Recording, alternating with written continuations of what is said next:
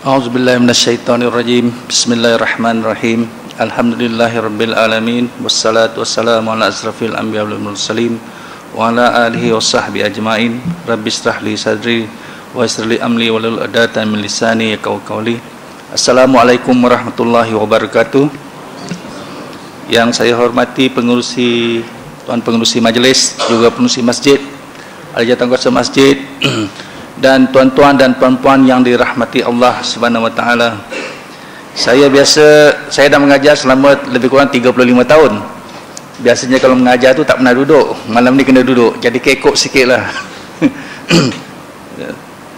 Insya-Allah tuan-tuan dan puan-puan, saya akan penuhi masa yang ada ni untuk kita sama-sama berkongsi maklumat supaya kita tidak keliru dengan perkembangan Islam terutamanya di Amerika Syarikat. Saya bekerja di sana 18 tahun menjadi profesor dan juga bekerja sambilan ketika menjadi pelajar, sebab saya tanggung sendiri pengajian saya di sana. InsyaAllah kita penuhi malam ini supaya, sebab apa? Antaranya kita berada dalam tahun baru Islam, Mahal Hijrah, dan kepakaran saya di bidang peningkatan prestasi insan yang dikhususkan kepada psikologi positif dan juga psikologi berteraskan kekuatan. Apa yang saya tengok dalam aspek kehidupan, kita akan lebih maju dan lebih berkesan dan memberikan impak yang tinggi kalau kita fokus kepada benda-benda yang positif dan benda-benda perkara-perkara berdasarkan kekuatan kita.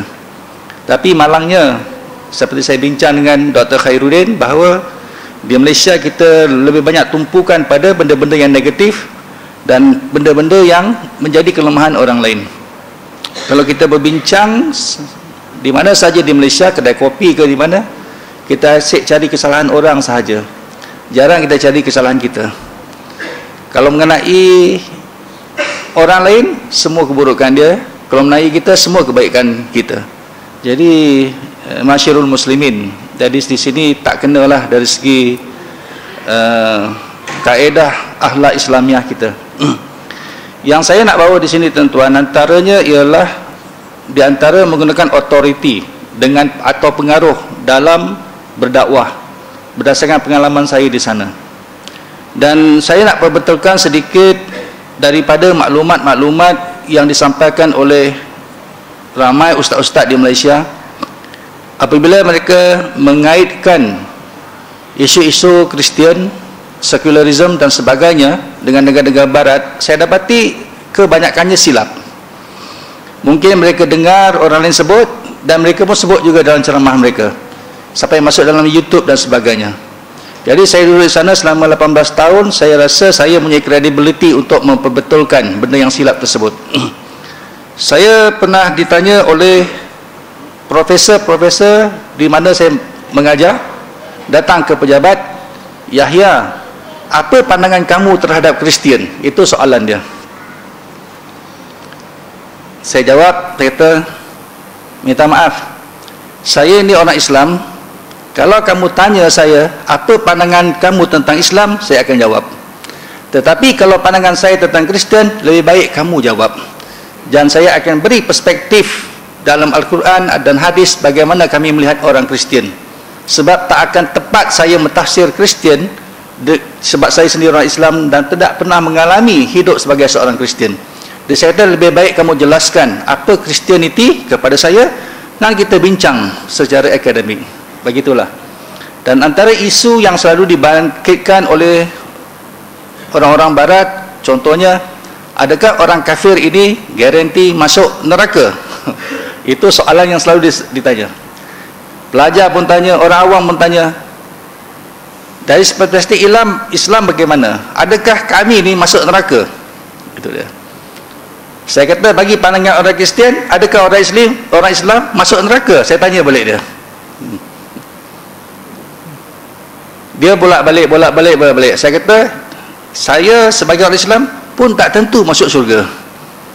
Kerana kami masuk syurga berdasarkan belas kasihan Allah Subhanahu wa taala. Tapi berdasarkan hadis dan ayat-ayat Al-Quran, sudah jelas orang bukan Islam mempunyai sifat-sifat yang menjurus mereka masuk ke neraka. Tapi belum tentu masuk neraka. Mempunyai sifat-sifat yang akan mencampakkan mereka masuk ke neraka.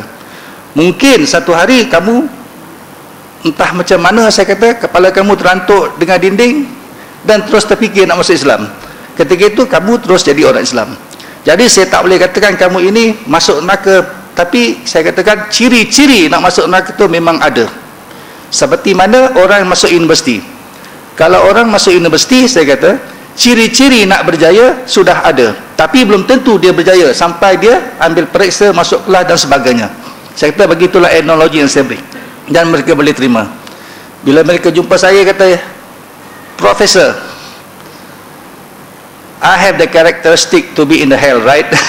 Saya mempunyai sifat-sifat untuk masuk ke neraka. Ya, betul. Tapi belum tentu masuk, kan? Belum tentu, saya kata. Berdasarkan belas kasihan Allah SWT. Lepas tu dia cerita lagi kat saya, anda juga mempunyai karakteristik untuk masuk surga, bukan? Sebagai orang Islam? Saya kata, iya. Tapi belum tentu masuk surga, kan? Ya, belum tentu juga. Sebab itu belas kasihan Allah SWT. Jadi kita cerahkan terus terang. Kita tak boleh katakan kamu garanti masuk surga, kamu garanti masuk neraka. Tak ada siapa boleh garanti siapa-siapa masuk surga dan neraka. Itu antara konteks yang kami gunakan dalam berdakwah di Amerika. Itu saya punya mukadimah lah, tuan-tuan. Sedikit, insya-Allah. Saya nak ceritakan kisah sebuah ladang.